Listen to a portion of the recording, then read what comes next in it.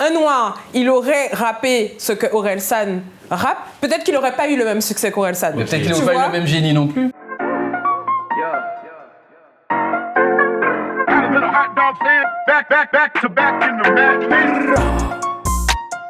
Bon, moi, la première question que je vous pose, c'est que pensez-vous de la mise en avant de la musique urbaine sur les chaînes comme Canal, de manière générale. Ouais, de manière générale. Il y a une évolution maintenant. Ouais.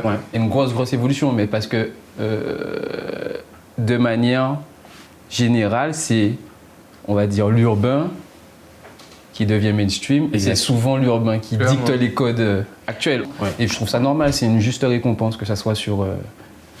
tous les réseaux. On en avait besoin surtout, je pense. Que ça soit fait avec les personnes qui sont vraiment de ce milieu-là, c'est bien, tu vois. Parce que bon, je fais une petite digression sur la mode, par exemple. Quand tu vois qu'il y a plein de codes vestimentaires du style urbain qui sont repris par des grandes maisons, des grandes enseignes, mais on ne fait pas, par exemple, comme Louis Vuitton a fait en mettant un Virgil Abloh en tant que directeur artistique, ben là, tu te retrouves...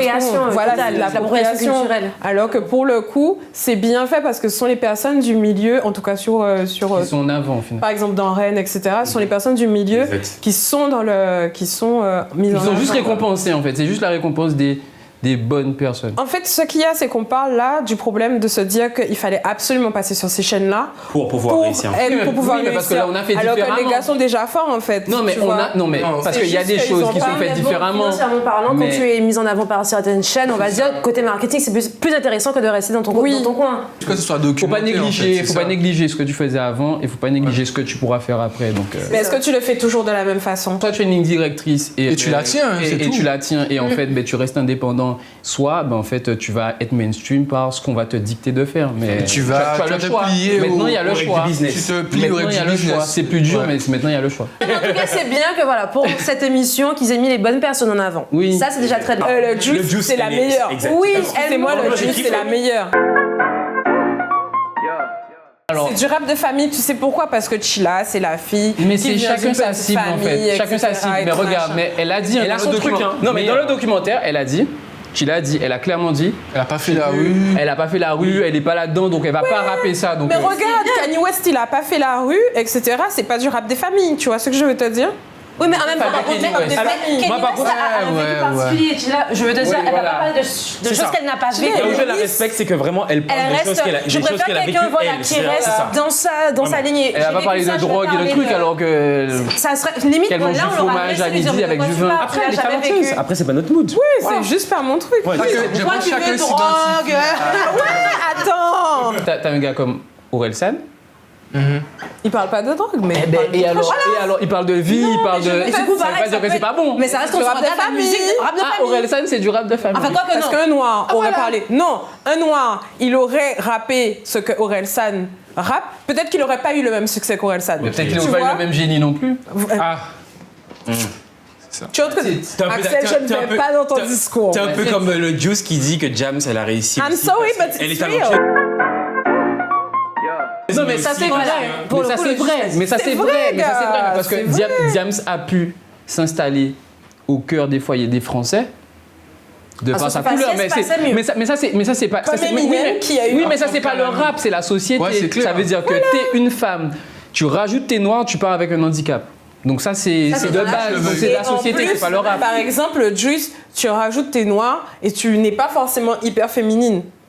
Ouais. Tu vois, et c'est ça qui se passe dans la saison 2 de Validé, où ils lui disent en fait que t'es bien gentil, etc. Et on lui demande de se mais tu nous fais du rap en fait, tu fais pas du rap mielleux quoi. Tu fais du rap de bonhomme en gros. Tu fais du rap de bonhomme. Alors que normalement, en fait, on pourrait faire. Enfin, une femme, elle a le droit. Non, elle fait ce qu'elle veut. Elle fait ce qu'elle veut. En termes de réalisation, ils ont vraiment réussi à mettre vraiment un parallèle entre les deux. C'est-à-dire qu'on a l'univers d'Attic et l'univers de Laetitia. Enfin, on a vraiment deux univers, c'est-à-dire que l'univers masculin et l'univers féminin. Ok, d'accord. Je trouve ça hyper bien parce qu'en fait, en vrai, dans la deuxième saison, on voit aussi la difficulté aussi que les femmes ont en vrai dans le milieu et ce qui est aussi dans les reines. Ça c'est encore un truc. Pour revenir à ce que je disais tout à l'heure. Vas-y. C'est un truc de société. Enfin, dans une société patriarcale, voilà, la femme, elle a du mal partout en fait. C'est beaucoup mieux en fait montrer dans Valider la saison 2 toutes les difficultés en fait. Il te montre toutes les problématiques en tant que femme que tu as pour percer dans le milieu, alors que Dans le documentaire, c'est léger, ça me dérange, tu vois. Le documentaire, en vrai, il est là où on montre 4 filles qui vont monter un morceau. Ils sont pas restés assez longtemps sur la création. La création du morceau. Le titre, on l'a aujourd'hui, mais on sait même pas de quel délire il est parti. Moi, j'aurais voulu quelques briques. Moi, j'aurais voulu savoir si elles ont utilisé des samples, pourquoi elles ont posé tel mot. J'aurais voulu savoir comment elle a eu. Est-ce que c'est une seule prise, par exemple, quand elle a eu ça. Est-ce que du coup, ça a donné un aide? Est-ce qu'elles ont écrit ensemble? Oui, je suis d'accord. J'aurais voulu avoir ça. J'aurais voulu avoir aussi l'avis du prod quand il est en train de créer le morceau, tu vois. Après, peut-être qu'elles vont passer dans l'oxymore. Ils vont les recevoir. Ça serait le must, frère. Ça serait le must. Pour moi, l'oxymore, il a le mérite de mettre en avant les artistes caribéens, tu vois. Il y a plein de gars que moi, je ne connaissais pas, tout simplement. Oui, que j'ai connus grâce à lui, tu vois. Bah oui, il y a une grosse partie de découverte. Et en fait, tu vois, s'il reçoit ces filles-là, il faut leur demander, en fait, dans les questions, mais qu'est-ce que, par exemple, est-ce que le hip-hop caribéen, est-ce qu'elles en ont entendu parler? Est-ce qu'elles ont eu des... Oui. Mais il le fera, justement. C'est pour ça que ça serait magique qu'il les reçoive. Qu'est-ce que vous pensez, du coup, de l'évolution de l'oxymore? En vrai, je trouve ça tellement génial parce que Jordi, c'est un gars qui a une mine d'or, en fait. Et je pense qu'il a vécu tellement de choses, il a vu tellement de choses dans le milieu et depuis des années que c'est vraiment génial. Et c'est vraiment une pépite, en fait, qu'on ait l'histoire documentée, en fait. L'histoire de déjà l'histoire de la musique caribéenne, elle n'est pas documentée, ce n'est pas maintenant qu'il y a des chercheurs, etc. et tout, voilà. Et maintenant, en fait, qu'on ait ce support-là, c'est que dans quelques années, dans des années plus tard, etc., enfin, dans mon enfant, tes petits-enfants, etc., ils pourront savoir que... Les traces. Ah oui, mais il y a eu cet artiste-là, il y a eu cet artiste-là, il y a eu cet artiste-là. Parce que nous, en fait, on est obligé de chercher pour savoir qu'il y a eu la perfecta. Mais avant même des petits-enfants, je t'ai sur l'oxymore avec ceux qui le fait, avant même que mes petits-enfants ou tes enfants, comme tu dis. Même moi, en fait, j'ai découvert des artistes, j'ai découvert beaucoup de choses, même sur leur histoire, entre guillemets, avec l'oxymore. Donc c'est pas juste pour le futur, c'est déjà ce qu'il fait maintenant, en fait. C'est quoi votre préféré, là, que vous avez marqué? Ah, c'est chaud. C'est Brother Jimmy. Moi, je dirais c'est Amix. Amix, j'ai kiffé. Et en fait, Olivia numéro 1. Ah ouais. Olivia numéro 1. Sans conteste, Sadik. Ok. Sadik, il a pété le micro. Ouais, je crois que, Sadik. Après, pour avoir fait... J'ai aimé Tironi aussi.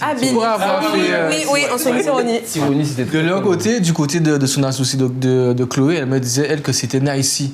Parce que c'était le seul qui est venu dans la cabine sans texte, sans rien. Je crois que Tironi ne vient pas qu'un téléphone. Hein. En fait, ce que je trouve hyper intéressant avec l'oxymore, c'est que ça permet en fait aujourd'hui, enfin je discute souvent avec des artistes et tout, et je leur dis qu'en fait aujourd'hui faire des interviews, c'est hyper important parce que ça permet de faire perdurer la communication d'un titre ou d'une carrière aussi.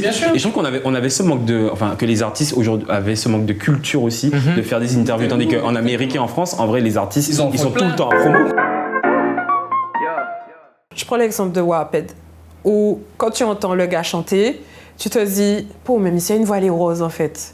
Et tu te dis, mais j'aurais voulu savoir s'il a eu cette fibre-là depuis tout petit, etc. D'où le fait qu'il est l'oxymore. C'est ce que j'allais dire, c'est une super vitrine au final. J'allais finir en te disant, mais quand j'ai vu ça dans l'oxymore et que Chanty lui a posé la question, j'étais devant mon écran, j'étais là, waouh, enfin, et tout, j'ai ma réponse. Finalement, les formats comme l'oxymore sont essentiels, je pense, pour structurer l'industrie. Surtout dans ce domaine. En plus, maintenant, les one-shots sont sur les plateformes de streaming. Totalement. Et en plus, donc c'est vraiment une continuité. Tout à l'heure, on parlait de... Je vais avoir mon son sur Apple Music. Merci Maximor. Tout à l'heure, tu parlais d'une victoire.